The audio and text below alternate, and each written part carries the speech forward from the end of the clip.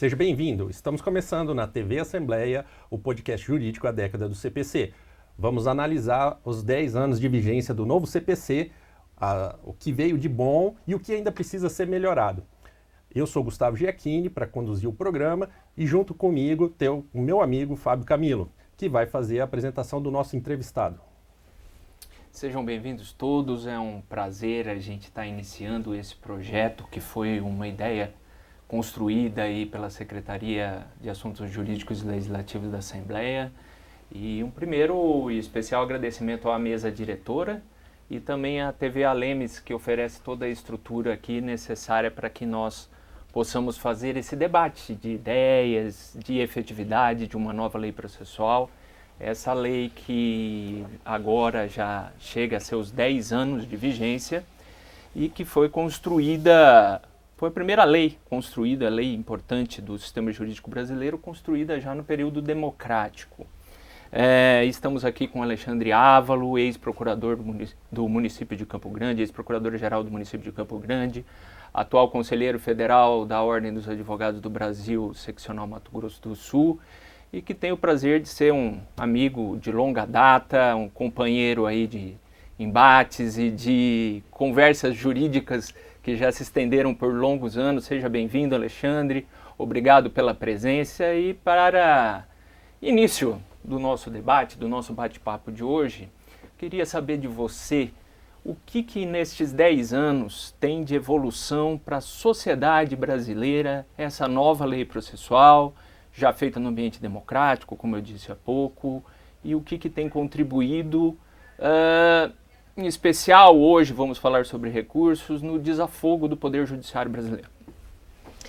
Obrigado por estar aqui presente, meu amigo Dr. Fábio Camilo, Dr. Gustavo Giacchini. É uma honra estar aqui com vocês e eu queria parabenizá-los pela iniciativa, de fomentar o debate jurídico, o debate que vai tanto para o advogado, para toda a comunidade jurídica que pode assistir nosso programa, mas também a população, que acaba por entender como que o processo impacta a vida das pessoas, ainda mais depois de 10 anos. É um período razoável para você fazer uma análise, uma avaliação do que evoluiu e do que não evoluiu, Mas em termos de sociedade, que eu acho que é importante destacar, para quem não sabe, o Mato Grosso do Sul teve muito presente na construção do Código de Processo Civil, sobretudo no Congresso Nacional. Porque quando foi entregue o projeto em 2010, construído por vários juristas brasileiros, primeiro foi distribuído para presidente de um senador sul-mato-grossense, então o senador Walter Pereira. Depois, isso no Senado. E depois, no Legislativo, na Câmara dos Deputados, o presidente que coordenou a comissão naquela casa foi um deputado também sul-mato-grossense, Dr. Fábio Tradi.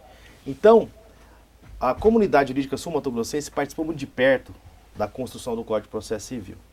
E ele veio embora depois de o último Código de 73, e esse de 2015, e ele tinha vários desafios, Fábio, respondendo a sua pergunta, Desafios para a sociedade. Diminuir a multiplicidade de processos que acabam o estoque de milhares de processos no Brasil. E o último relatório do CNJ de 2024, nós temos 86 milhões de processos pendentes no Brasil. Então é um número assustador. Você imagina se não tivesse um CPC que começou a criar critérios para julgar processos em multiplicidade, como recursos repetitivos. Também um CPC que buscou dar um fim à jurisprudência defensiva, que é aquela jurisprudência que acaba evitando o acesso à justiça. Então, eu diria o seguinte, Fábio, em vários contornos do Código de Processo Civil, desde a sua parte geral até o seu último artigo, a gente encontra fatalmente mecanismos que buscam garantir o acesso à justiça, a uma ordem jurídica justa, com maior celeridade e evitando aquele assoberbado número de processos. Mesmo assim, são milhares e milhares de processos que tramitam hoje. Alexandre, aqui o nosso programa, ele também é aberto à comunidade, à população em geral. Vamos situar as pessoas. O que é direito processual civil, Código de Processo Civil? Como que a gente diferencia? Ali tem algum direito das pessoas ou é só o trâmite processual? Eu diria para você, Gustavo, ótima pergunta. Eu diria para você o seguinte: o direito processual como um todo, ele traz uma série de mecanismos, instrumentos, ferramentas que são necessárias à viabilização dos direitos. previstos na Constituição e nas leis materiais. Dando um exemplo, é como se tivesse os direitos como vagões e o processo é a locomotiva que leva esses vagões até o destinatário, que é o judiciário. Por meio do processo, você faz com que esses direitos possam ser realizados. Sem o processo, isso seria impossível. Inclusive, na comissão de juristas, o ministro Fux, no relatório final, ele deixou claro isso expressamente, todos assinaram juntos, que o processo tem que ser descomprometido com o fim em si mesmo, mas sim comprometido com a realização de valores constitucionais. E isso que o Código de Processo Civil tenta fazer. Mas o processo civil, ele se depara com os procedimentos relacionados a todos os direitos, exceto o penal e o trabalhista. Então, na verdade, quando eu falo de processo civil, eu não estou falando de direito civil, estou indo muito além. Porque o que não é civil, o processo civil? É apenas o penal, né? E outros, porque o direito tributário tramita por via de processo civil, o direito médico, né? Os direitos que envolvem poderes públicos por meio do processo civil e assim por diante. Eu acrescentaria só, inclusive, né, Alexandre, que ainda subsidiariamente também aplicável ainda ao processo penal e também ao processo trabalhista. Alexandre, para a gente pontuar, na verdade, no sistema recursal, quais seriam, para elencar de uma forma um pouco pontual, quais seriam as principais inovações do CPC de 2015 com relação ao CPC de 1973? Perfeito, Fábio. O Fábio comentou no começo que a gente fazia podcast, eu diria um podcast presencial, analógico, lá na época da faculdade, né, Fábio?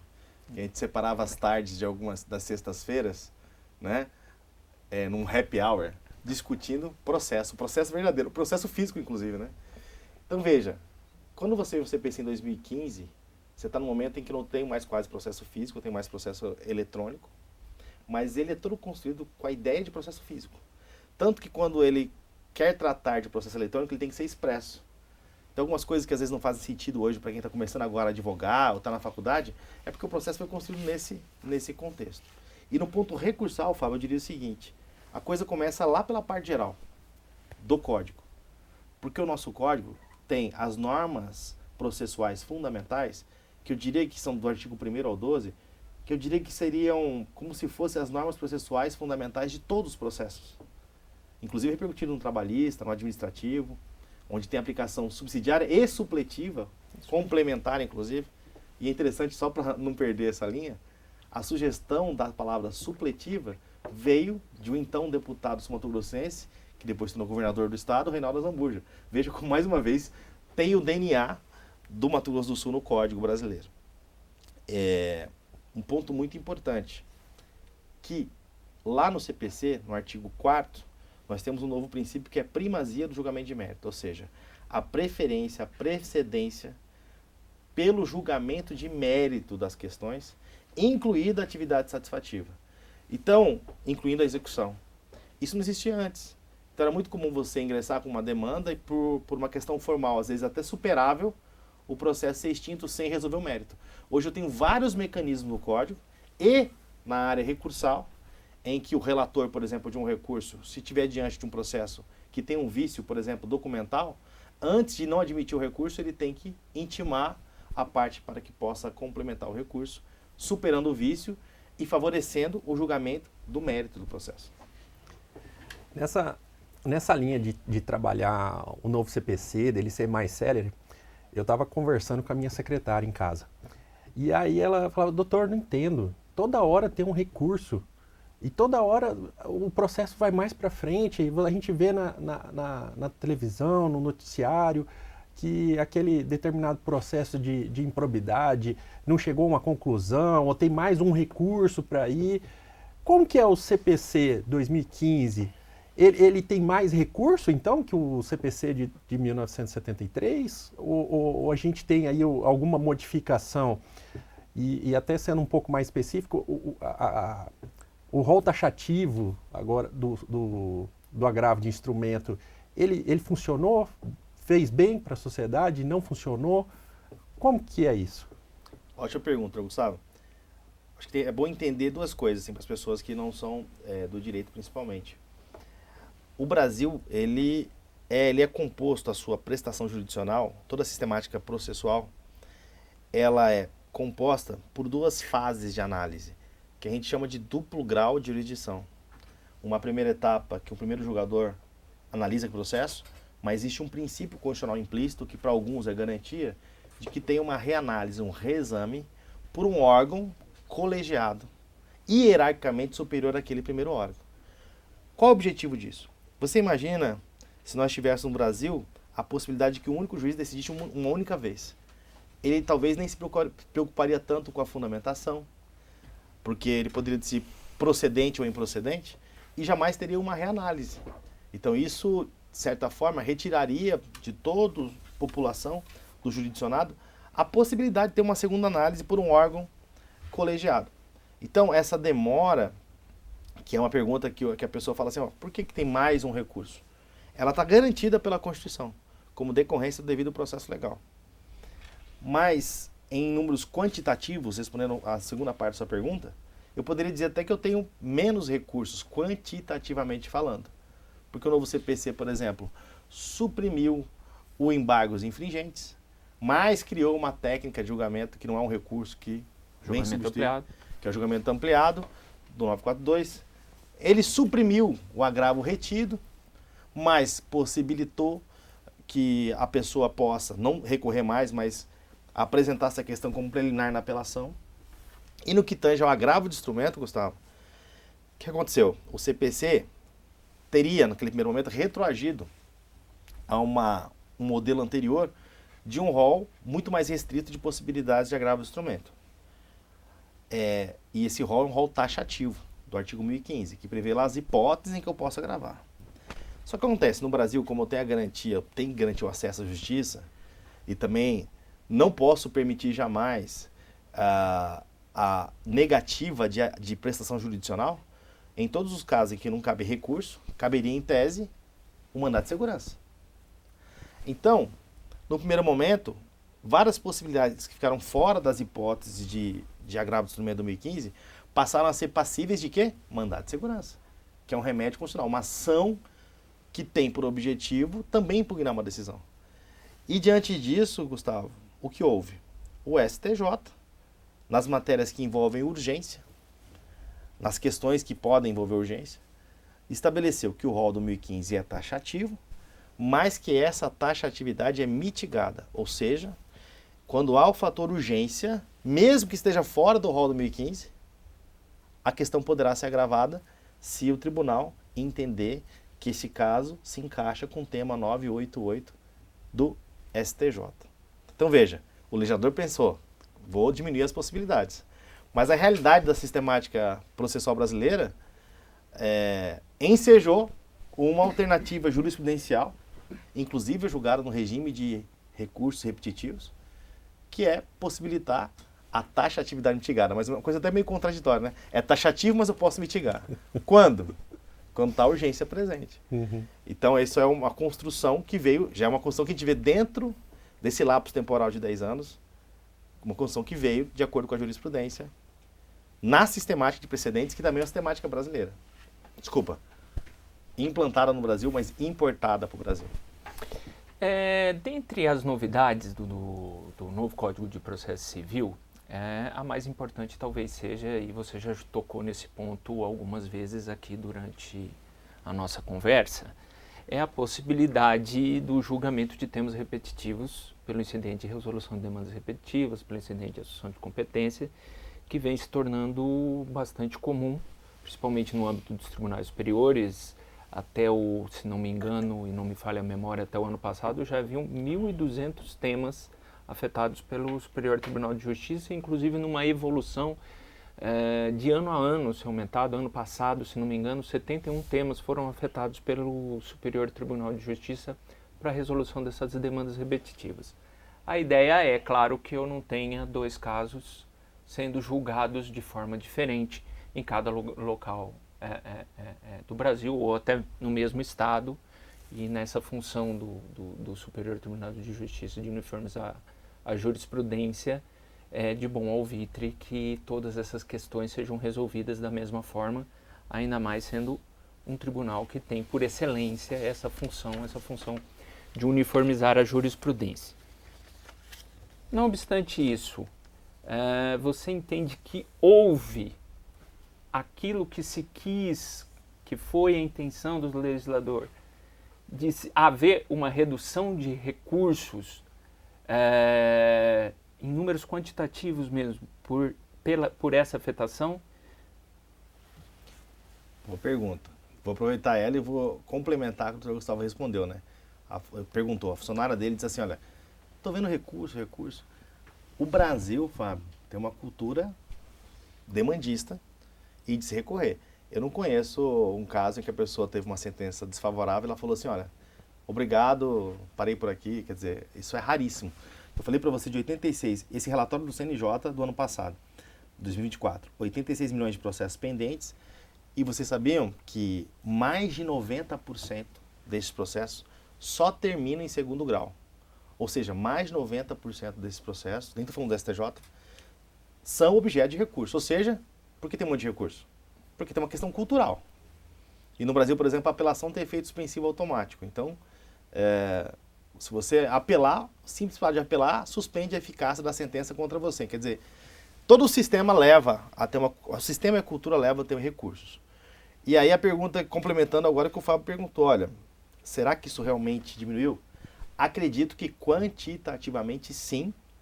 Quando eu destaco um tema de precedente, em que eu identifico multiplicidade de milhares de processos, e quando eu destaco esse tema, eu suspendo todos os processos em trâmite para que ele sirva de modelo de julgamento, que a tese jurídica fique firmada, eu evito outros, porque realmente eu vou estar suspenso e isso se espalha rapidamente. Agora, diminuiu? Eu acho que diminuiu, projetando de 10 anos para cá, mas aumentou muito o número de outros processos. O que eu acho que efetivamente diminuiu, Fábio, é a ideia de que aquela jurisprudência lotérica, sabe aquela, vou tentar ver o que dá, essa jurisprudência diminuiu. Porque você tem uma previsibilidade quando tem um tema julgado em repetitivo de qual vai ser a posição do STJ naquele caso. Então, como o STJ tem a função de interpretar a lei federal, uniformizar a jurisprudência nacional para trazer segurança jurídica, eu não vou dizer assim, eu vou tentar agora porque eu tenho sempre um tema que vai ser aplicado.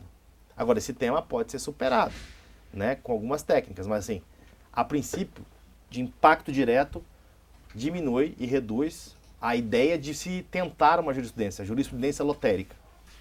Dessa sua resposta me surgiram duas outras perguntas. Nós temos um tempo limitado aqui, não vai ser que nem nossos happy hours da época de faculdade, infelizmente. Mas duas perguntas. No anteprojeto do Código de Processo Civil existia a previsão da apelação sem efeito suspensivo. Se isso permanecesse, teria sido melhor para o sistema? O que você acha sobre isso? Essa é a primeira questão. E a segunda questão, já indo para o incidente de resolução de demandas repetitivas e para a atividade do advogado, que você tão bem nos representa ali perante o Conselho Federal. A advocacia mudou, tendo em vista que agora se deve mais respeito à jurisprudência? Ótima pergunta, a gente vai precisar de mais uma hora, mas vamos lá. Primeiro, só a primeira pergunta. Vamos começar pela segunda, tá? Claro. A advocacia mudou? Gente, o CPC 10 anos. O mundo mudou os últimos 3 muito mais que os últimos 7. E os próximos 3 vai mudar o equivalente a uns 15. Explico. Você passou a ter critérios muito mais rígidos para admitir um recurso, por exemplo, no STJ. Você tem o sistema de recursos repetitivos, que tem temas que bloqueiam isso.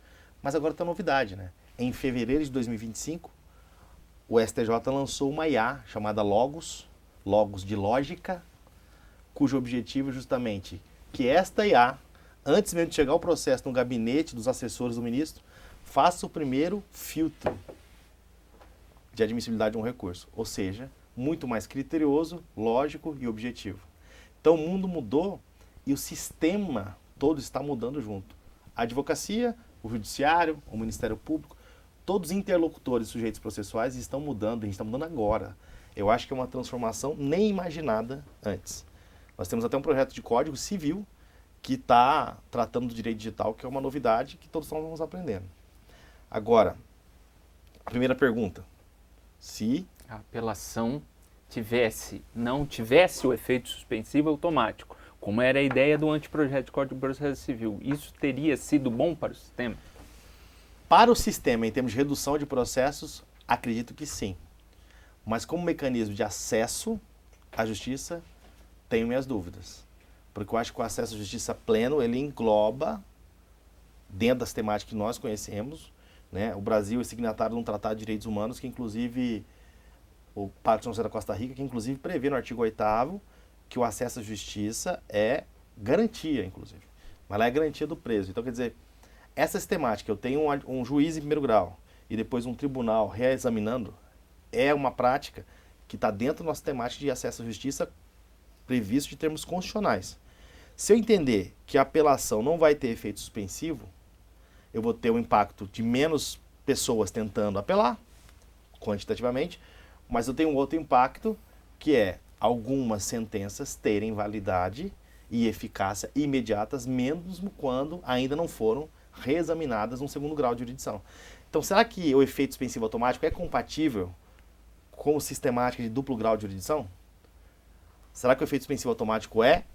Ou a inexistência dele é? A meu ver, o efeito suspensivo automático é mais compatível com a sistemática de duplo grau de jurisdição.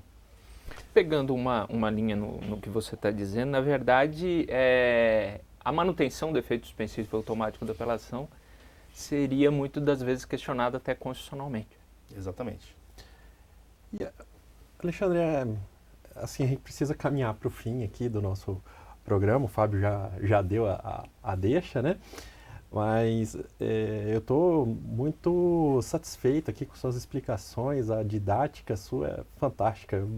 Eu já vou adiantando meus cumprimentos. Obrigado, Gustavo. E assim, quando você estava falando aqui dessa é uma complexidade, né? A gente que é advogado está toda hora falando em duplo grau de jurisdição, pensando julgando e depois 3 revisando, né? Porque 3 cabeças pensariam melhor que uma, né? Isso ali para a pessoa mais simples, a justiça e essa justiça recursal é uma justiça para os ricos, para quem tem dinheiro, ou a nossa justiça aqui, nesse ponto de vista recursal, ela é acessível também para quem tem menos condição financeira, né? A gente tem essa avaliação, a gente consegue sopesar isso, se o CPC ele é igual para todas as classes sociais.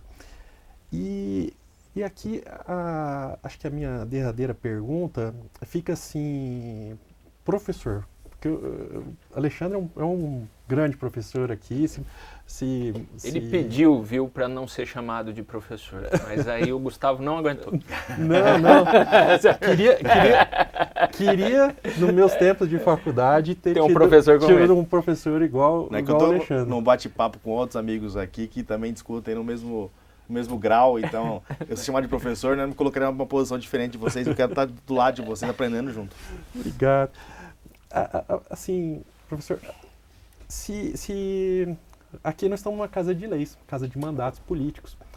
Se Alexandre Ávila estivesse lá agora no Congresso Nacional, senador ou deputado federal, o que é a alteração pontual agora que precisa ser feita legislativa no Código de Processo Civil para completar esse aperfeiçoamento? E o que seria retirado? Puxa, essa pergunta, essa é bem difícil, mas eu diria o seguinte, ó, com relação ao acesso às pessoas com menos condições ou mais pobres. Até brinco assim, no final dos anos 90 veio a Lei de Juizados Especiais Cíveis, né, que durante muito tempo recebeu o apelido de Juizado de Pequenas Causas. Mas o que é uma pequena causa? Né, para o cidadão, que é um trabalhador, que tem uma bicicleta que não foi entregue, apesar de ter pago em relação de consumo, aquilo não é uma pequena causa, aquilo é uma grande causa. É o instrumento de trabalho dele. Então, quando eu falo de valor, de preço, na verdade, de limite financeiro do direito envolvido, eu tenho juizados especiais. Mas juizados especiais estão sendo tão acessados como eram antigamente? Lá no juizado especial, eu tenho um sistema mais informal, mas mais restrita em termos de recursais também. Então, aquela via é uma via aberta formalmente, mas será que ela é eficaz, que ela funciona? Porque tem uma coisa, Gustavo, muito importante, que é a questão da eficiência da prestação jurisdicional, que hoje está no CPC, que é diferente de efetividade. A eficiência envolve uma justiça entregue de forma mais rápida, adequada e efetiva.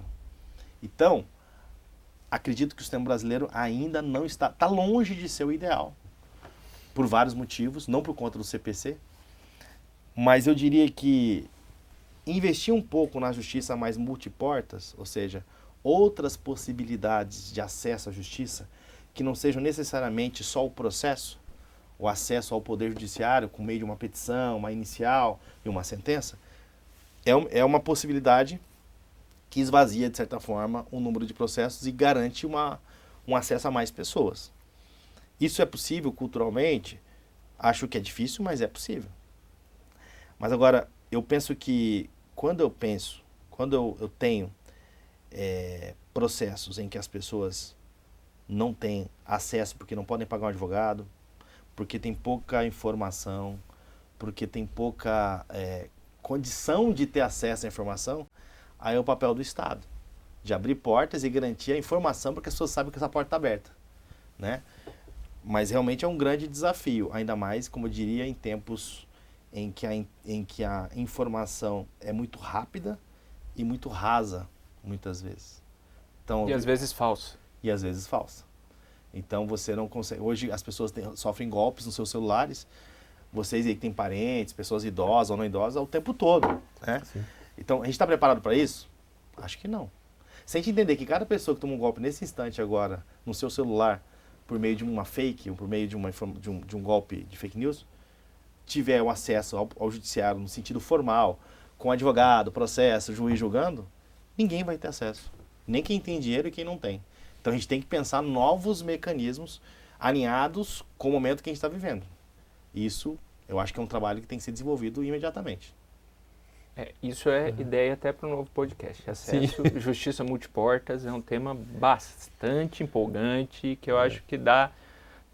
Paulo me perguntava quais outros temas que nós poderíamos trazer no podcast.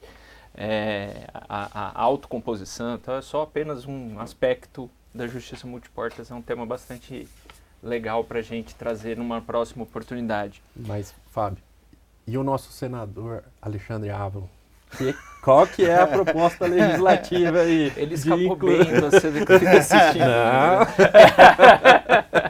Como é que é? Pela ordem. Não, a sua pergunta é muito profunda mesmo, é realmente... É que acho que foram duas perguntas, ele respondeu muito bem a questão do acesso, mas ele também fez qual proposição legislativa hoje então, seria importante para a lei processual brasileira. Bom, vamos lá. Vou te dizer uma coisa. Lá em 2004, eu trabalhei num processo que envolvia imunidade de CMS nos CD-ROM, os CDs. CDs que tinham conteúdo de livro. Naquela época o Estado não aceitava a imunidade. E dizia o seguinte, a Constituição, só o livro de papel que é imune. Uhum. Mas aí o professor Hugo de Brito Machado disse o seguinte, o livro do passado era um pergaminho, o livro de 88 era um papel e o livro agora é CD-ROM. Agora, o que é um livro agora?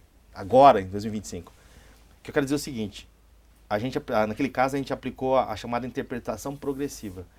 Então o que eu penso? Qualquer proposta legislativa, ela tem que ter como conceito uma norma que não seja estratificada, que ela se adapte, que ela consiga se adaptar com a evolução. Porque a velocidade de um carro de legislação é de 100 km por hora. A velocidade da sociedade digital é um carro de 1000 km por hora. Então não há nada que a gente possa fazer com previsibilidade, porque durante o processo tramitando, quando o processo legislativo acabar de tramitar, for promulgada a lei, ela já está obsoleta se ela for estratificada, sem ter conceitualmente a ideia de ser progressiva, no sentido de ter adaptabilidade. Então a gente tem que ter uma norma que garanta o acesso à justiça, mas que tenha a possibilidade de se adaptar para um futuro que a gente nem conhece ainda.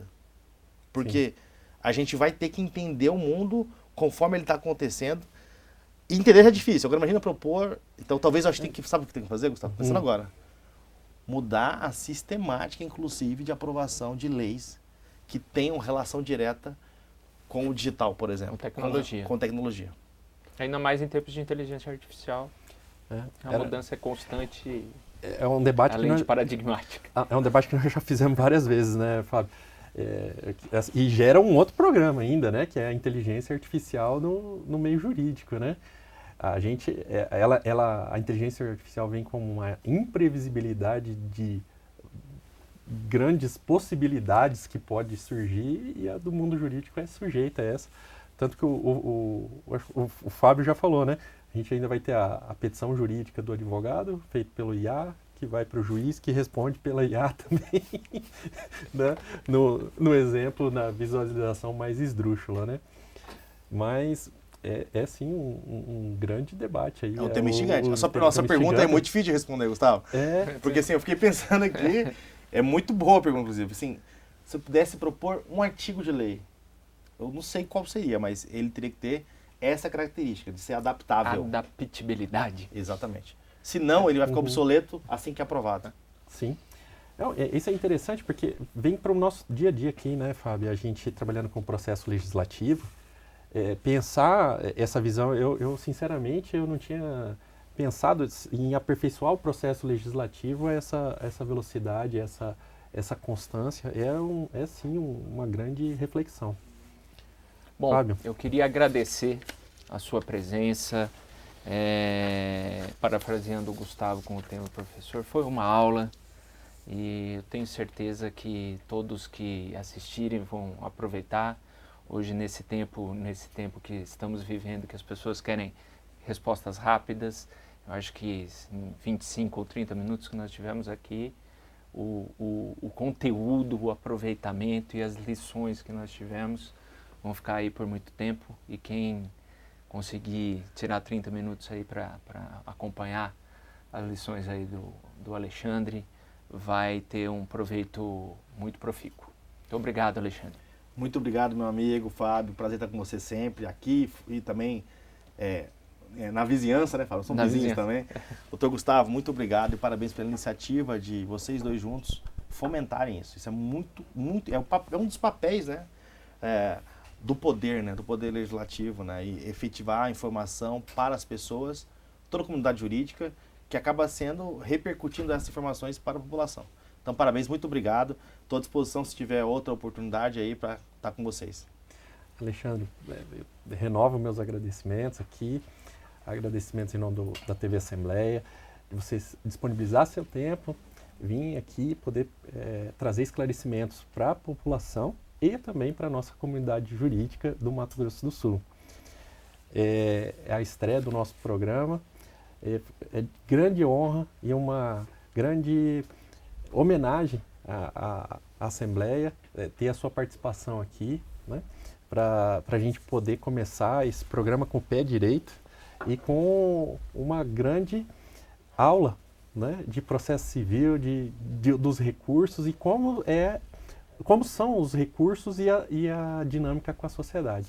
E você que esteve acompanhando o nosso programa até aqui, gostou? Compartilha, vai no YouTube, passa para os seus amigos, passa no Instagram e salva a gente lá, vamos comentar, vamos conversar. O debate continua nas redes sociais. Obrigado.